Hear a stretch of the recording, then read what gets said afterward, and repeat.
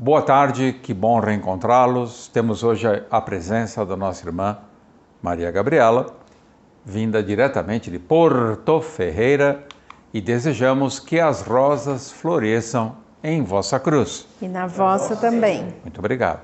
Patrocínio, apoio, São Pedro, Porto Ferreira, Astrologia Elementar, número 44.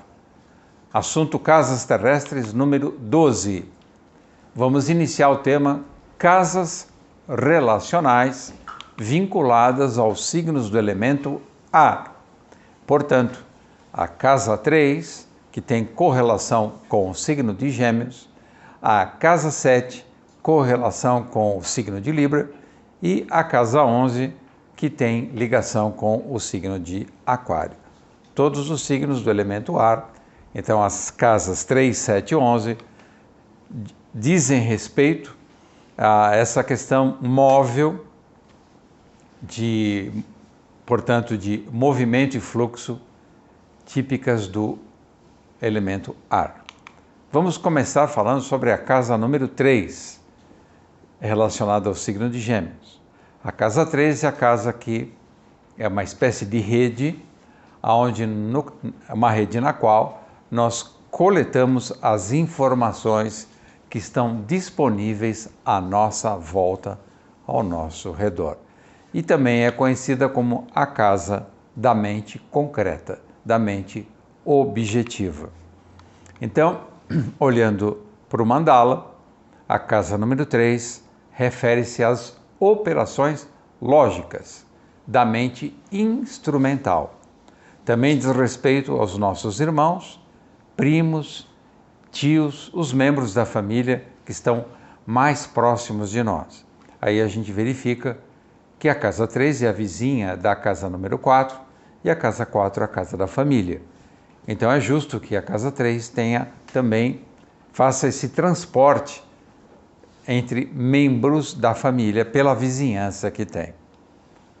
Então a casa 3 mostra as influências mais determinantes na conformação da nossa leitura sobre o mundo. Maria Gabriela, fala um pouco para nós como foi se desenvolvendo a sua leitura sobre o mundo, já que você tem o signo de Peixes na casa 3, não é isso? Então, que evolução foi tendo a sua capacidade de entender e se relacionar com o mundo? E mais que isso, de que maneira você foi desenvolvendo ângulos de visão e de interpretação sobre uma mesma realidade? Você passa por uma experiência, ou alguém próximo a você passa por uma experiência.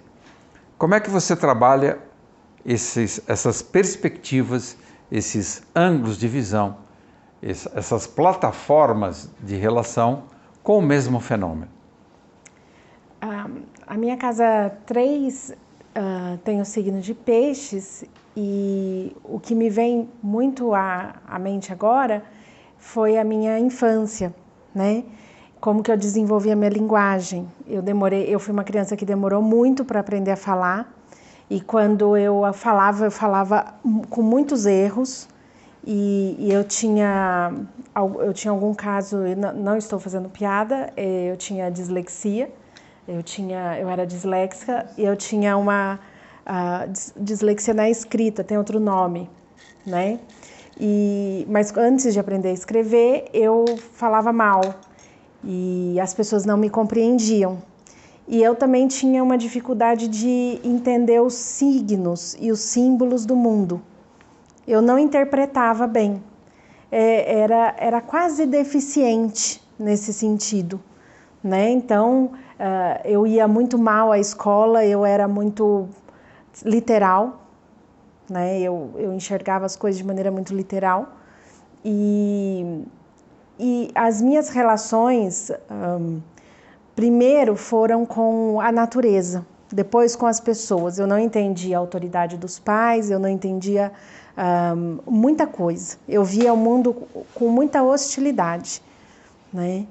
Então, eu fui uma criança que tive que ser tratada com depressão quando eu era criancinha, nem sabia que criança tinha depressão, né? E eu só pensava assim, nossa, que que roubada que eu fui me meter, porque o que eu estou aqui? Eu olhava no espelho, eu achava que aquela figura que estava refletida no espelho era muito pequena e muito inútil, então eu não me reconhecia no espelho, e às vezes eu mostrava uma fotografia para alguém e falava, olha, esse você da foto sou eu. Eu fazia confusão com o sujeito, com o verbo, tudo A isso. confusão típica de peixes. Exato, exato. E aí eu me sentia confortável onde? Eu me sentia confortável no meio do mato gelado, na sombra, né? Não era uma criança solar e ficava muito bem com as folhas, com o barro, com a terra. E aí eu fui me desenvolvendo.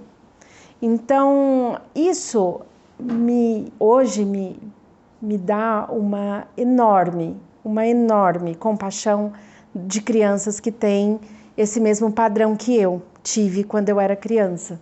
Porque eu consigo perceber isso muito claramente. Essas crianças não são bem aceitas. Essas crianças não são amadas, essas crianças são tidas como problema pela família, pela escola, pelos professores, né? E aí eu vejo que, apesar da minha primeira infância ser desse jeito, isso não determinou muito o resto da minha vida. Porque logo eu aprendi a ler sozinha. Eu resolvi o problema de linguagem, eu acredito que deve ter vindo um anjo, né? E dado uma chacoalhada nos meus veículos.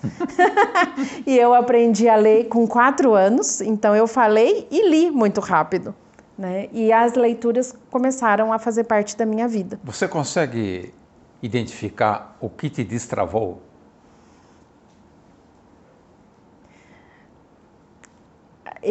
Teve uma época que meu pai ficava muito irritado comigo porque eu não fazia as coisas da forma que tinha que ser feitas, né? Então eu queria só brincar. Só queria brincar e ele brigava comigo e era muito bravo e eu aprendi a me esconder debaixo da cama e a ler. Né? Então foi o jeito de brincar escondida, ou com as bonecas debaixo da cama na hora que tinha que dormir e passar a noite acordada lendo com uma lanterna debaixo da cama. Parece história infantil mesmo. Eu me escondia para poder brincar. Que legal. Interessante, né? Você vê que as peculiaridades do nosso desenvolvimento e da linguagem em nós são muito ricas. Como, apesar das limitações temporárias, nós podemos dar um salto. Sim. Tudo depende do encontro consigo mesmo, na verdade. E você não transformar uma dificuldade em tragédia ou em obstáculo intransponível. Sim. A única coisa que foi muito complicada nessa história toda foi a escola, né? Porque eu fui até convidada a me retirar da escola. Eu repeti anos, né? Eu não passava, eu não fazia provas, eu não sabia escrever direito, eu pulava letras e para mim a escola era tipo tortura. Eu não vi nada de produtivo na escola, eu fui um horror. Como aluna, tenho tanta dó dos meus professores, às vezes encontro eles na rua, eles falam, nossa, que saudade de você, Gabi. E eu penso, eu não tenho. Nenhuma da escola. Não tenho a menor saudade da escola, e quando eu vejo as crianças indo para a escola, eu tenho pena. Olha que lembrança, hein? Né? Eu tenho muita pena. Mas tem criança que gosta. Claro. Então, retomando, Maria Gabriela, já que você está falando dessa confusão inicial que você teve quando você nasceu, até mais ou menos uns 4 anos. E a casa 3 está relacionada com a sua habilidade de nomear as coisas que estão à sua volta, até por repetição e imitação. Sim. E qual era a confusão que você fazia com o nome dos objetos, o nome da sua mãe? Você chamava seu pai de mamãe? Não. E sua mãe de papai? Não chegava a esse ponto? Não. Uma vez eu perguntei para minha mãe, por que eu tenho que te chamar de mãe? Eu não posso te chamar de Beth? Ela falou, pode. Aí eu falei, Beth, ela me deu um tapa. Tipo, chama pra você ver. Poder você pode. Né? Poder você pode, tem consequências. Ela te deu um belo exemplo de destino. Exatamente. Ou seja, eu questionava a autoridade deles. E vai a sua pergunta que você disse, como eu observo a relação das pessoas, como que eu nomeio essas coisas hoje. E aí eu vejo que essa forma de enxergar via peixes é uma forma que faz muitos caminhos aleatórios. Então, ele tem um aprendizado muito amplo, porque ele experimenta muitas coisas. Sim. Né? Ao passo que se você tem virgem na casa 3, você é muito objetivo, né? Você é certeiro. Agora, quando você tem peixes, você fica errante muito tempo. No entanto, essa errância te oferece um leque de aprendizado muito grande. Então, eu questionava, por que que isso chama sofá? Da onde que veio essa palavra? E aí eu tinha que pesquisar coisas relevantes, né? Por que que isso funciona assim? Por que que essa pessoa está agindo dessa maneira? Né? Então, por que que essa pessoa tem esse nome? Por que que eu tenho o meu nome? Né? Então, eu tinha essa questão de realmente questionar tudo, no sentido de saber o porquê. E isso me deu um leque de informações do mundo muito grande. Ao passo que eu bato o olho hoje numa pessoa, eu pergunto o nome dela, eu já sei muita coisa sobre ela. Né? E dos objetos e dos lugares, por causa desse hábito pisciano de viajar. Navegar por muitos oceanos. E ficar questionando tudo. Que legal. Olha que interessante, né? Então você aprendeu a nomear a realidade objetiva, primeiro questionando os nomes. Sim. Investigando por que tem essa gramática, essa simbologia, por que existem substantivos, advérbios, verbos, né? Sim, predicados. Sim. Então você precocemente, para resolver essa confusão, você transformou a confusão num método de organização. Exato, exato. Então, sentimentos, por exemplo, os sentimentos nos diz muito sobre o que está acontecendo naquele espaço. Né? Então, essa criança que cresce, né, e cresce com alguma sabedoria, ela foi extremamente testada. Ela tinha que se defender de um ambiente que às vezes era hostil. A escola, os professores, o pai exigente. E eu sou filha de um Capricórnio ascendente Capricórnio. Então eu tinha que ler praticamente no éter o que estava acontecendo antes dele chegar.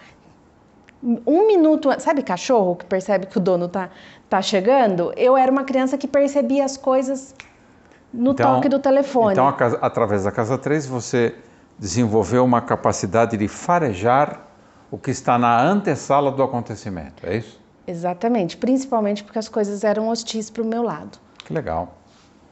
Então, a casa 3 é a casa onde você aprende a imitar e mimetizar, correlacionar, reproduzir, fazer um decalque na sua consciência do que você está vendo. É quase como uma cópia ou uma fotografia da realidade. E você passa, a casa 3 funciona durante toda a tua existência. Então, o tempo todo você está vivendo e aprendendo. E como funciona para você isso, Maria Gabriela? Como que é viver e aprender sempre? É uma delícia. É uma delícia. É um estado gozoso mesmo. Tudo é descoberta, tudo é novo.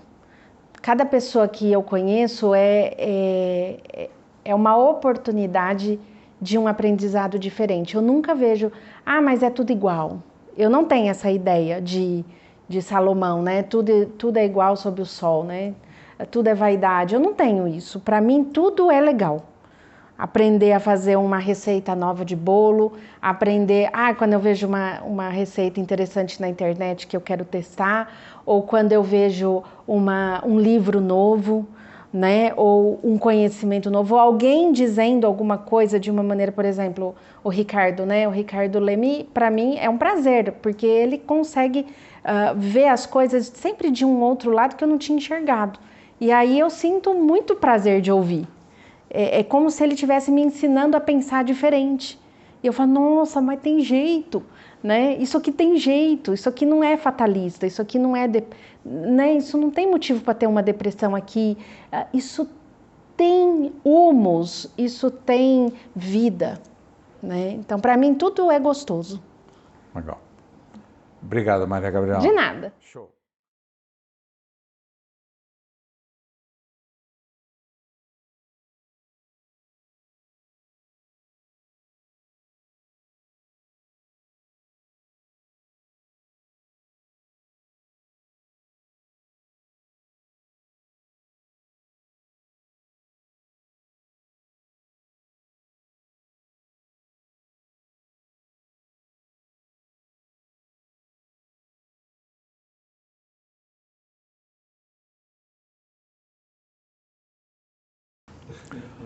Olá, Anjo Bom. Oi, Ozzy. Tudo bem? Bem, e você? Também, graças ao bom Deus. Amém. Ao nosso Criador eterno. Amém. Anjo Bom, você que, como todo mundo sabe, eu falo todas as reuniões, você é geminiano. Além de ser geminiano, você tem Marte e Vênus em conjunção com o Sol, tudo em Gêmeos. Então, você pode falar com bastante propriedade da casa 3, que é uma casa ligada ao signo de Gêmeos. E essa casa 3 diz respeito ao desenvolvimento dos processos de alfabetização. Né? Como você desencadeia nas suas operações lógicas uma sequência de objetos e vai nomeando a ponto de um certo momento você vê um determinado bicho e saber que aquilo é um cachorro e não é um gato, mesmo existindo vários tipos de cachorros. Então você vai discernindo classes, né? Você vai modalidades, categorias. Então você vai se alfabetizando em relação às coisas que povoam o ambiente que te cerca. Você fez isso precocemente? Eu comigo mesmo, o entendimento sempre foi de uma natureza sintética, né? Eu, estando nos ambientes, o entendimento do que estava acontecendo sempre foi muito claro. Mas no processo de adentrar a realidade de comunicação, a gente precisa de uma adequação, que a gente se faça entendedor e que a gente entenda o que o mundo está pedindo, né? Então, quando você nasce pensando em forma de nuvem e precisa encontrar um mundo que pense em forma de linha, existe uma adaptação que é interessante ser vivenciada, né? Então, a professora chama sua mãe e fala que você é retardado, né? Que enquanto todo mundo está escrevendo, você escreve um garruncho, porque é algo que precisa passar por uma formatação. Então, eu sempre tive muita facilidade de aprender a normatização da comunicação. Mas eu também sempre entendi aquilo que está por trás das palavras, inclusive o sentimento de quem fala comigo, né? Então isso leva um tempo para você fazer a sintonia fina do diálogo. No longo prazo isso se torna interessante, mas no curto prazo isso se torna um pouco confuso, né? Porque às vezes a pessoa está falando uma coisa, mas ela sente outra. E você está escutando tudo isso. É estranho, né? Então a casa 3 é uma casa onde você cria categorias explicativas. Categorias de gênero, categorias de espécie. Você, pessoalmente, você tem uma tendência a generalizar, a ampliar, ou uma tendência ao específico, ao pontual? Eu tenho uma tendência a generalizar na medida em que, quando eu preciso pensar, eu me vejo numa nuvem. Então todas as categorias que se alinham de uma forma, inclusive, irracional, elas estão coabitando e orbitando o meu ser. A partir disso, a gente pesca e compõe uma linha de raciocínio. E se permite, às vezes, analogias que a gente precisa ser cuidadoso, se aquele que me escuta acompanha de onde eu pesquei essa analogia. Eu acho que as analogias são muito poderosas.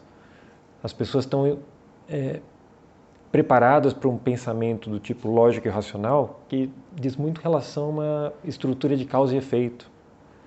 Então, quando você se vale de uma analogia, é importante que você veja se aquela pessoa, no brilho do olho dela, no movimento corpóreo, se ela acompanhou o que você está propondo ou se ela se perdeu no caminho. Porque também não adianta você ter uma disponibilidade de uma nuvem de saber, de associações que acontecem dentro de você, mas que a comunicação não aconteça quando você encontra com outro. Então vamos partir para uma experiência prática. Você tem um repertório, um acervo muito grande de histórias, de contos, de leitura que você fez durante a vida, de informações científicas, principalmente na área médica, na área da matemática, da física. Você é uma pessoa bastante eclética por ser geminiano, isso já te facilita. Então, quando você está conversando com alguém, ou quando você está dando uma aula, ou nessa conversa que nós estamos tendo, que ela não foi treinada antes, ela é espontânea, como é que você pesca desse arquivo imenso que você tem de informações? Como é que você escolhe exatamente o que vai se encaixar naquele momento, de forma que seja completamente pertinente às demandas daquele momento? As demandas, por exemplo, de quem está no diálogo com você, ou numa sala de aula, ou se comunicando num canal do YouTube. O que faz você eleger um determinado exemplo e excluir todos os demais? É um regime de intuição, de sensibilidade? Como é que você abre a gavetinha e tira uma história? Se eu preciso começar a história, tudo é muito simples, isso parte a partir de um movimento de vontade pessoal. Mas quando eu estou compondo dentro de uma história, eu procuro escutar o tom daquela composição, para acrescentar alguma inovação, como se fosse uma inovação jazzística, né?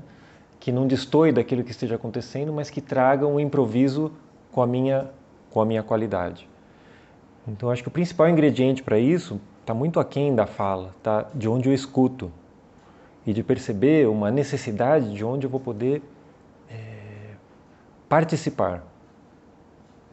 Então, essa disposição interna de espírito de, puxa, o que eu posso fazer nesse espaço que vai trazer uma nota significativa?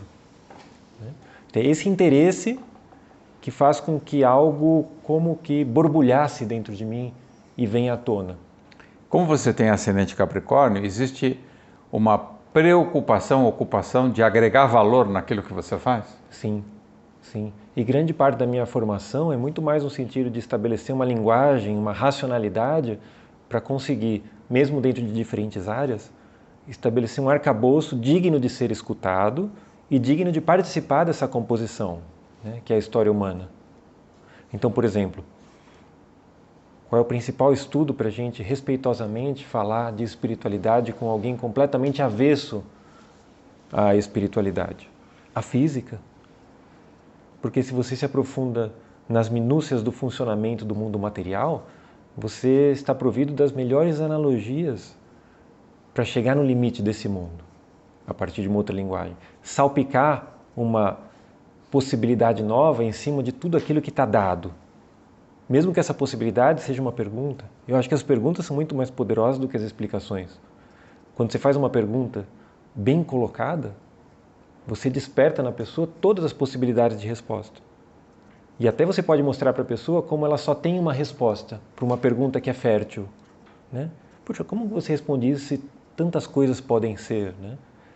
Então são formas que eu desenvolvi de interesse para estabelecer um vínculo com o outro, uma comunicação, que é o fundamento geminiano, um princípio de comunicação, socialização, mediação, intermediação, comércio, comoção. Legal. Então, a casa 3 é a casa onde se fundamentam as nossas capacidades linguísticas, as nossas linguagens. E o interesse pelas linguagens. Não só a linguagem verbal, a linguagem artística, a linguagem espiritual. como nós interagimos com todos os mundos e todos os níveis, todas as densidades, todas as frequências. É um exercício realmente de composição. Como nós realizamos os intercâmbios? Eu recebo, eu dou em troca, em que proporção isso acontece? Uma espécie de escambo. Né? Isso. Você me dá a informação, te devolvo a informação, você compartilha a sua vida comigo, eu também, e assim a gente cresce junto. Então, é uma casa que estimula o crescimento mútuo. Isso. É uma casa social, né? Onde você pode interagir. Legal. Então, no intelecto vão se formando as linhas de pensamento que podem ser bem articuladas ou mal articuladas. Como disse a Maria Gabriela agora há pouco, como ela tem peixes na casa 3, ela teve dificuldade no início a encontrar essas linhas de pensamento para que pudesse se relacionar com família, pessoas, né? Até hoje com empregados, com a empresa que ela toca. Foi todo um trabalho lento, né? E ela contou que teve até experiências de ter que se esconder embaixo da cama para poder ler e entender esse mundo complexo que a cerca, né? E essas operações lógicas, essas linhas de pensamento, se elas forem mal trabalhadas, mal desenvolvidas, pode tornar o indivíduo mentalmente inoperante ou ineficaz ou inadequado para viver no mundo onde a informação é tão importante e tão valorizada. Claro. E mais do que isso, a gente pode pensar num indivíduo inoperante, mas você pode pensar também numa outra forma de inoperância, que é aquele ser que utiliza o pensamento de uma forma completamente autorreferente e manipulativa. Porque esse ser também está inoperante dentro de um plano divino. A operação do processo de intelecto e da comunicação é algo que está por trás do princípio da comunhão. Então, se a sua fala, ela caminha num processo que partidariza, que separa, e não separa no sentido de compreender criticamente, não separa que incita à separatividade, que fala que esse não presta de uma forma decisiva, ao ponto nem de perceber que aquele negócio imprestável tem uma natureza que convida a uma outra forma de síntese, né? Então existe uma inoperância também nessa inabilidade em fazer sínteses. Então, por mais que o pensamento nos permite um encaminhamento crítico, é importante que esse crítico se torne crístico, para que o entendimento se torne pleno, né?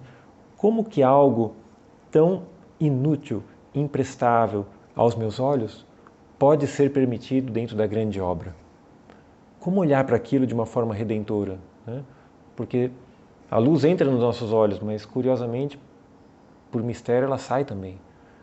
Então esse mesmo olho que aprende, né, a partir daquilo que entra, é um olho que ensina, na medida em que ele relê a realidade e participa dela, né? Que trabalho incrível fez o Oliver Sacks, no sentido de tentar entender a linguagem de quem não fala. Não é impressionante isso?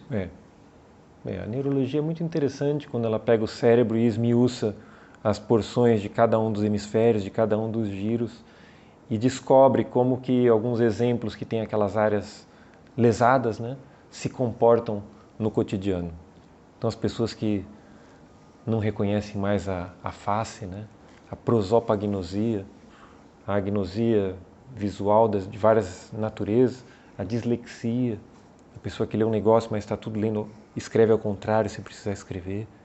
Todas essas agnosias, a pessoa que não percebe um lado do corpo e só veste a roupa de um dos lados e não percebe a heminegligência, né?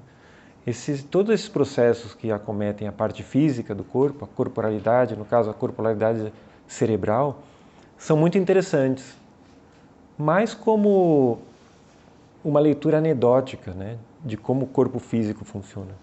Porque para nós o cérebro é uma antena, né, para aquilo que de fato somos, que é uma mente que circunda o cérebro e que simplesmente o utiliza como um focalizador para atuar nesse mundo. Mas são histórias interessantes, né, que o Sacks conta para a gente. Nossa, impressionante. Então, na Casa 3, desenvolvemos nossas ferramentas discursivas, nossa habilidade retórica, a qualidade da nossa eloquência. Então, habilidades para dialogar com o fluxo de informações que nos circundam. Como eu recolho, filtro e devolvo. Como eu facilito ou atrapalho o movimento. Como eu informo ou desinformo as pessoas. É a desenvoltura para encontrar respostas e soluções. Como é que funciona isso em você, geminiano? Como é que funciona a habilidade para, diante de um problema, como falou a Maria Gabriela, focar rapidamente na solução e não ficar se perturbando ou ficar se maltratando, se transtornando, achando que o problema não tem solução, mas sim mobilizar todo o teu aparelho intelectivo, cognitivo, para equacionar até matematicamente uma solução. Testando, né? Testando. Primeira coisa, olhando para o problema, namorando o problema. E vendo se não pode se tratar de um problema de solução, sem solução. Que são os problemas de mais simples resolução, né? Os problemas sem solução. Afinal de contas, não tem solução. Já está resolvido. Está resolvido. Agora, os problemas que são passivos de solução são muito curiosos, porque a gente precisa estabelecer uma relação hierárquica de soluções, né? Como se fosse uma chave fechadura, e perceber que a chave que você aproxima daquele problema realmente está virando a fechadura de modo a abri-la ou não. Então a ideia é adequar a linguagem à demanda daquele momento, para ver se você consegue pelo menos permear a situação para estabelecer um vínculo. Né? Você falou agora há pouco do Oliver Sacks. Ele tinha um caso, em um desses livros do homem que confunde a mulher com o chapéu, de 2 gêmeos autistas. Mas dentro do autismo deles, eles conversavam entre eles falando números primos de 3 dígitos e davam risada entre si. E o Oliver Sacks não sabia como entrar naquele diálogo, né? Até o momento em que ele cogitou a possibilidade de falar um número primo de 4 dígitos, o que emudeceu os gêmeos. Ou seja, ele conseguiu chamar a atenção de seres que estavam fechados dentro de uma linguagem e imediatamente, depois de um tempo de silêncio, eles começaram a interagir com Oliver Sacks falando números primos de 4 dígitos. Então, dentro de uma estrutura autista, onde você percebe que as pessoas só falam aquela linguagem limitada, momentaneamente você pode, utilizando aquela linguagem restrita, gerar uma pequena ampliação do horizonte daqueles próprios seres que não se sabem aprisionados na linguagem. E isso não só acontece dentro desse autismo numérico, acontece em várias coisas. Você só corre o risco de, por algum tempo, te acharem um pouco esquisito. Porque até que o entendimento venha, existe um movimento de negação, de repúdio, de estranheza. Por quê? Por medo. As pessoas têm medo de sair de uma região que é confortável ao conhecimento e de julgar como inadequado, louco ou subjetivo. Porque não deixa de ser uma subjetividade. A expressão, por mais que ela seja objetiva, ela traz um caráter subjetivo do ser. E essa subjetividade, às vezes, por mais que pode estar embebida de uma loucura, ela também pode estar embebida da novidade, de algo inusitado e verdadeiro, né?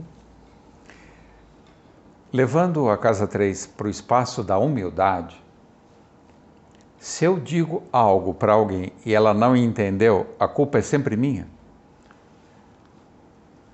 Sempre é sempre delicado, né? Você é corresponsável, porque precisa ver o entendimento, o melhor entendimento ele não é intelectual, né? Ele é cardíaco. Então, para que o entendimento aconteça, precisa acontecer um acordo, cordes, né? Esse acordo é que a mensagem seja transmitida e o receptor a interprete. Isso acontece no coração. Então é importante perceber se no diálogo nós nos colocamos no mesmo patamar que a outra pessoa, ou se a gente se colocou num patamar explicativo, onde você está enfiando goela abaixo o ser que vai receber sua informação. Então, se a sua comunicação estiver perfeitamente cordial, cardíaca, e ele não entende, você não é tão culpado. Né? Às vezes existem limitações. Mas você não devia prever essas limitações? Como falou a Maria Gabriela, na antessala, ela já intui o que vai acontecer e usa então o instrumento correto e não a chave de fenda, mas o alicate? Claro que devia. Por isso que Sócrates nunca começa dando uma aula. Ele começa perguntando, para ver o território onde ele se encontra, para depois conduzir uma compreensão quando a pessoa se cansar de perceber que ela é uma contradição em pessoa. Então não seria um bom exercício de casa 3, antes de abrir a boca, avaliar o território? Claro, sempre. A comunicação, ela não começa na fala, ela começa na escuta. Você tem que avaliar com muita propriedade esse território.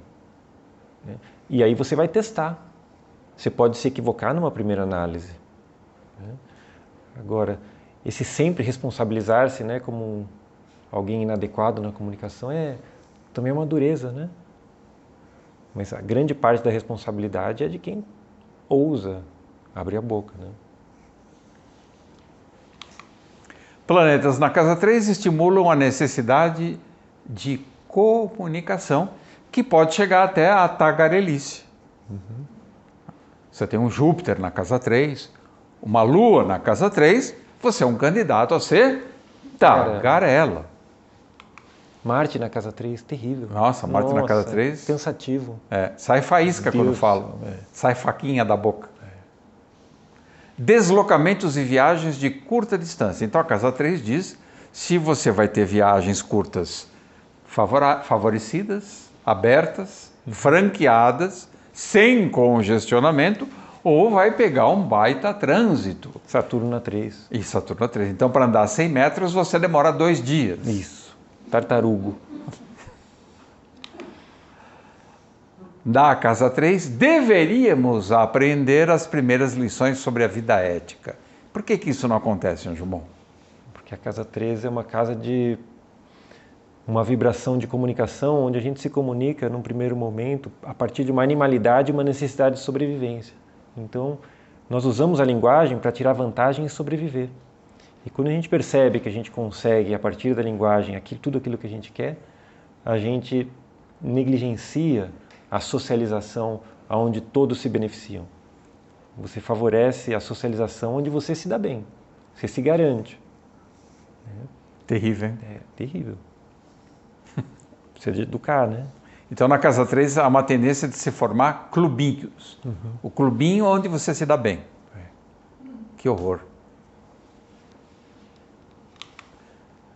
Vamos falar agora sobre uma casa 3 deficiente, que gera uma mente desfocada.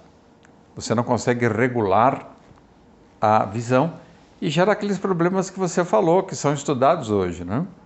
De desfigurar o real, ou ser incapaz de ver a totalidade, você só vê parcialidades, você vê o mundo branco e preto, ou você só vê uma cor, ou você só vê objetos inanimados, ou só objetos animados, e assim por diante. Há uma espécie de impossibilidade de ver o todo. Então você vê um mundo muito parcializado, muito fragmentado e subtraído da sua beleza completa. Você vê apenas alguns traços de todo o polígono, de toda a figura. Então, essa mente desfocada gera distorções da verdade e desfigurações da realidade. Então, aquilo que você vê e como você interpreta escapa muito daquilo que é mesmo. Que difícil isso, hein, Anjo Bom? E nós tendemos a ser aquilo que pensamos, né? Então, um pensamento deformado, ele começa também a deformar toda a sua realidade cotidiana. Caramba! Você acaba sendo resultado dessa deformidade. O ideal seria que, percebendo que a sua vida é uma deformidade, uma aberração, aos poucos você realinhasse o seu pensar. Mas não é o que acontece. A gente observa as pessoas reiteradamente se queixando de algo ao invés de fazer algo com aquela realidade que se mostra. Se colocar no papel de vítima é o mais comum. Exatamente. É mais simples, é mais fácil apontar o outro do que apontar a si mesmo. Então, a casa 3 está sujeita à invasão de boatos, fofocas, mentiras, falsificações, adulterações e desinformações. Que horror, hein? Olha o que a gente faz com a linguagem, com a palavra. que é uma coisa sagrada, Isso. que no princípio era o verbo, o que a gente está fazendo com o verbo, anjo bom? Então. Mas olha que oportunidade que a astrologia nos dá, né? Quando você percebe que você tem uma casa 3 e que você pode observar a sua história da comunicação. Porque o mapa astral, o tema natal, é um mapa do passado. Então você vai poder mostrar a partir dele como você tem se comunicado com o passar dos eons.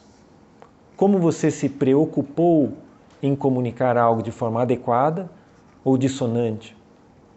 Imagina, o cara nasceu com regente na casa 3, na casa 12.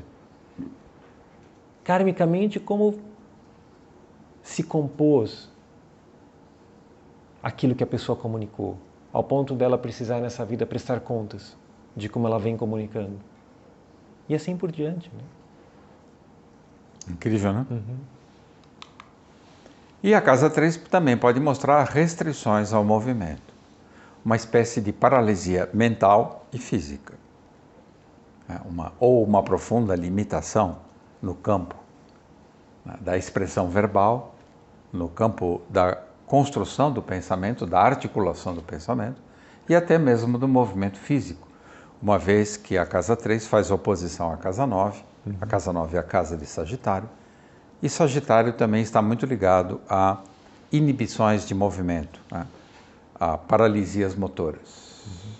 Silenciosamente, em vários casos, eu pude observar situações de gagueira ou de retardo na fala, onde a gente observa tensões nítidas ao regente da casa 3. Então, como experiência pessoal, vale muito a pena a gente estudar a natureza da casa 3. Né? Nada é por acaso. Então existe casa 3 com delay? Existe. Existem regentes da casa 3 que têm um retardo. Existem regentes da casa 3 que são retrógrados. Existem regentes da casa 3 que estão em signos que são lentos e, portanto, pensar tende a ser mais lento. E, da mesma forma, existem situações diferentes, adversas. Regentes da casa 3 muito bem aspectados, conversando com todo mundo e, portanto, mais capacitado para um pensamento sintético. E quando, por exemplo, tem um acontecimento super importante na vida da pessoa e ela só vai entender na próxima encarnação? Sensacional isso. Isso é sensacionalmente aflitivo. Olha que situação mais desesperadora que você propôs, né? Bom, mas se houver a garantia de uma próxima, então está dado, né? Maravilhoso. Não chegou a comprometer tudo. Ainda tem chance. E a casa 3 tem ligação com os acidentes de percurso. Por exemplo, você tem um encontro urgente e esquece os documentos. Você tem que viajar e esquece de levar o dinheiro. E a hora que você vai no banco, caiu o sistema. Então, contratempos. Que legal, né? O tempo está contra você, você está contra o fluxo. Ou às vezes você está atrapalhando o fluxo, fura o pneu do seu carro numa rua estreita. Isso é comum com planetas curiosos, né? Pouco compreendidos por nós, como Urano e Netuno na casa 3, que dão uma perturbada, que poderia ser facilmente saneado com uma espiritualidade bem trabalhada, né? Porque essas mesmas forças que confundem são as forças que abençoam. Né? Confusão e a relação com o transcendente, eles têm uma membrana fina entre eles. Né? Então, se a pessoa estiver bem desenvolvida, não só nesse plano, mas no outro, tudo isso que seria uma falta de foco nesse plano se manifesta como uma graça, a graça da intuição, a graça da inspiração.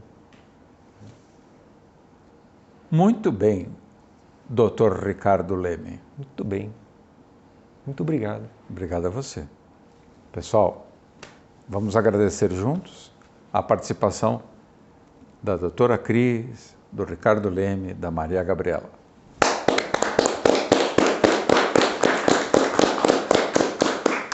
E obrigado a vocês também que colaboram, participam e incentivam o nosso trabalho. E desejamos a todos que as rosas floresçam em vossa cruz. Na vossa também. Muito obrigado. Se você gostou do nosso vídeo, se inscreva no canal e ative o sininho. E compartilhe com os amigos. Que as rosas floresçam em vossa cruz. Na vossa também. Obrigado.